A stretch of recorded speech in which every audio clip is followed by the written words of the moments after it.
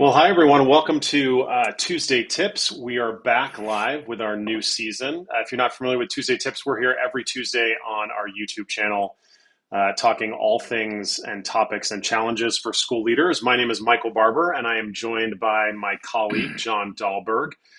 Jon is our VP of Business Development and Facilities.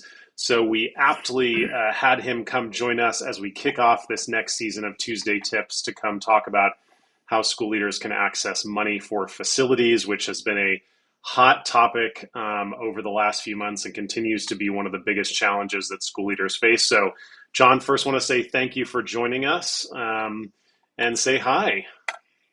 Well, Michael, thank you for having me. I look forward to talking with you today. So thank you. Yeah, we're really pleased to have you. You have, I think, one of the deepest knowledge bases for school leaders to tap into when it comes to accessing money for their school facilities and getting into their forever homes. So I'm really pleased to have you on and joining us for this first episode. I want to ask a couple questions, but I also want to invite anyone who's joining us today. If you're on YouTube, if you're on the app, we have a little comments section underneath. Feel free to ask your questions there. And if you're on desktop, that comment section is right below Jon and I's beautiful faces. So feel free to pop any questions into that chat box that you may have, and we will be more than happy to answer them. But I've got a couple teed up that I want to ask Jon. One of the biggest challenges that school leaders face, Jon, is how school leaders can gain autonomy of their school buildings. And I would just love for you, to work on that question for me and talk through that question is how can school leaders gain autonomy? And if you've got an example, I would love to hear one. Yeah, thanks, Michael. I think autonomy for the schools should come in two ways. First, I'll summarize it. It's all about your charter and it's all about your kids. And if we break that down a little farther, let's start with kids first. The challenge to or the ability to have autonomy over your school comes at some tipping point where you have some economies of scale and you have enough kids in your building to create a margin where you're serving the mission and you have reserves or excess funding that allows you to pour back into the classroom, the building, the curriculum, the program. So as I don't want the audience to take away that it's completely clinical, but there is a reality that is you have to have a certain number of kids that fit your mission that are attracted to your school so that you can then build the program that grows around them. And I think, secondly, the other aspect that I mentioned was the charter. I think many schools start on a path that is, I need to get open. We need to get open. And you'll take any building that is legal and where you can have kids.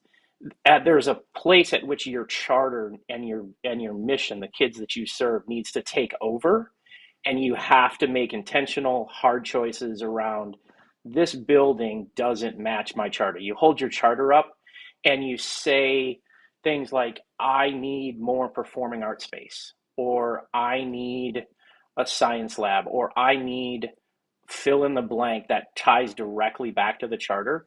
It is okay to start in a suboptimal, but when you really want to talk about autonomy, you want to have complete control over the size and shape, the amenities, and everything that pours into your school, and that needs to be tied back to your charter and the mission that you serve. Yeah, I think you bring up such a good, a good piece of rationale out there about tying back to the mission that these school leaders are trying to create inside of their schools. And I would love for you to, unpack. Hey, do you have some tips for school leaders as they think about how to, dream up and come up with what their next facilities project is? How do they think about what's the lens that they think about for the next improvement? And maybe some examples you've seen from some of the school leaders that you've worked with. Yeah, it'll build. It goes back to the charter. It goes back to understanding where you are today and where you're heading and how your building fits into that. So I would say that the it's critical that you plan and your board is leading that planning and that visionary exercise of what you want to be and how you and where you want to grow to. So I think there's a planning exercise, and again, that comes back to what is your charter, who are the students and the kids that you're serving, and what gaps might your building have, right? That's visionary. And then there's another planning piece of it, which is how much money do we need to put the amenities that fits our vision and meets the needs of our students. And then there's a patience component. We're resetting the new normal, changing your facility, moving your facility.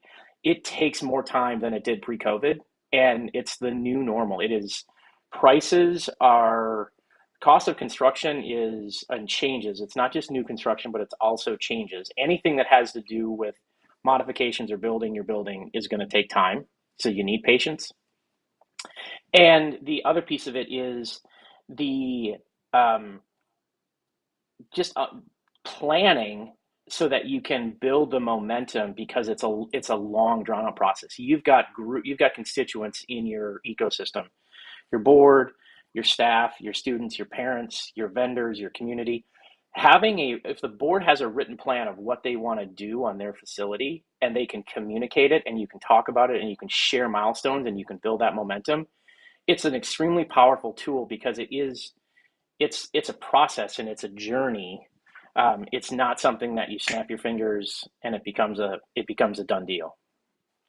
Yeah, And I think unfortunately, I was just going to say, I don't, none of our school leaders probably have some sort of Mary Poppins character in their life that can pull something out of a magic bag or snap their fingers and suddenly the facility of their dreams is in front of them.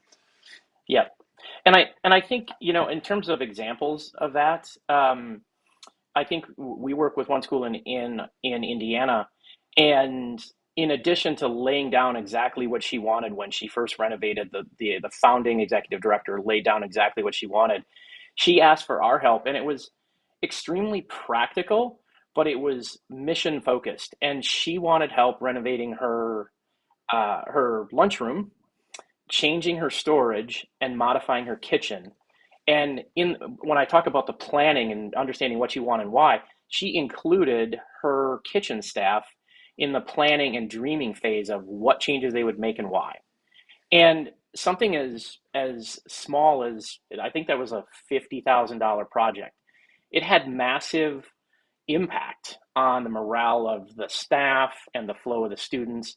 So they don't have to be multi-million dollar grandiose changes, but that's an illustration of somebody who was a leader who was very specific and very intentional in what they wanted and why. And we can help them. We help them make that happen. It was a fun project to be a part of, to watch the smiles on those faces. Yeah, I think you bring a good point up there is that involved voices of people that are going to be utilizing your facility, right? Is if Yep. the end goal is to create connections to the community, then it's talking to the community about what would help make your facility more attractive to the community. If it's an improvement on a specific part of the school, what are the features and needs of that particular part, and whatnot. You mentioned something in your last answer that I want to harp on for a couple more minutes, and we're doing 8 minutes. We're up to the 8 minute mark, but we usually try and carve out 10 to 15 for these conversations. So we'll keep going. I want to ask a question related to a word you mentioned, which was money, and you talk specifically about increased costs related to construction.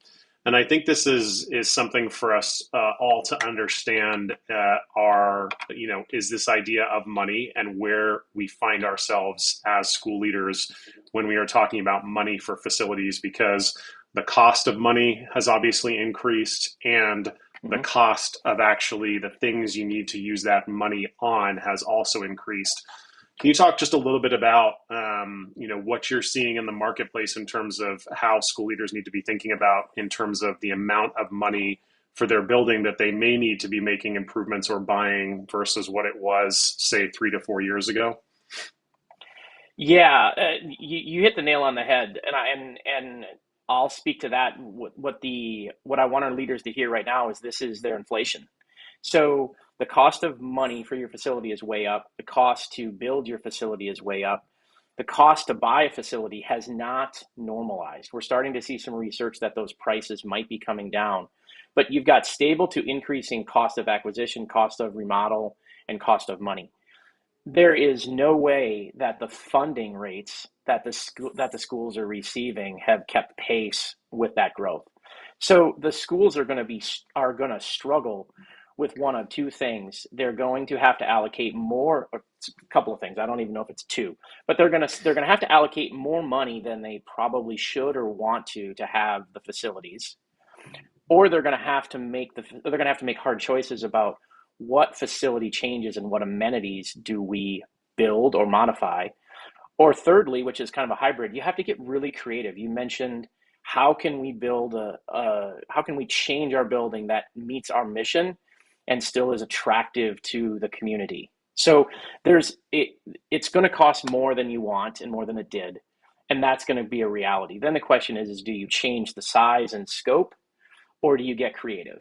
And I think we have another school in Minnesota who made a great choice. They wanted to be a beacon in the community, and they got to the decision of putting a hardwood floor on their gym because they wanted to host community activities. And they built a fantastic gym that is utilized by not only the school but the community. So you can make those choices. Phasing is also an option, depending on the speed at which a school wants to grow and expand. Uh, you know, Making part of the changes this year and part of the changes next year might be a way to, again, coming back to enrollment, assuming that there's some growth in enrollment that affords more growth in the building.